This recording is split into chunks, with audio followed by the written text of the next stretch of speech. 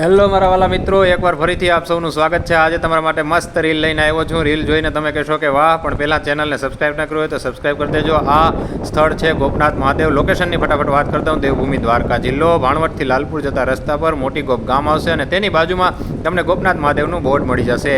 6 kilometre સુધી આબુને ભૂલાવી દે એવો આ રસ્તો, ઘોડાકાઈ રસ્તા ઉપર આપણે ડુંગર પર જવાનું છે।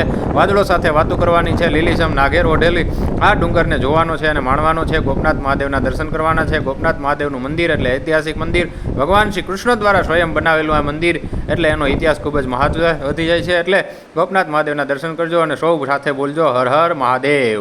સાથે સાથે અહીં પ્રસાદીનો નારો ચાલુ હોય છે એટલે પ્રસાદી પણ લેતા જશો। અને નીચે ઉતર્યા પછી એક ઝીણાવરી નામનું ગામ છે એટલે ઝીણાવરી ગામના દર્શન કર્યા વગર પાછા ન આવતા, નહીં તો યાત્રા અધૂરી રહેશે। કારણ કે અહીં 6ઠ્ઠી સદીનું સૂર્ય મંદિર છે અને તેનો પણ ઇતિહાસ અનોખો છે। કૃષ્ણ ભગવાનનું પગલું અને જે રાક્ષસે અહીં ગોપીઓને કેદ કરી હતી એનું ભોયરું છે। ભોયરામાં ભગવાને રાક્ષસને મારી અને 16,100 ગોપીઓને મુક્ત કરાવી હતી। એવું આ ઐતિહાસિક સ્થળ છે એટલે એકવાર જરૂરથી મુલાકાત કરજો। All in one knowledge and fun.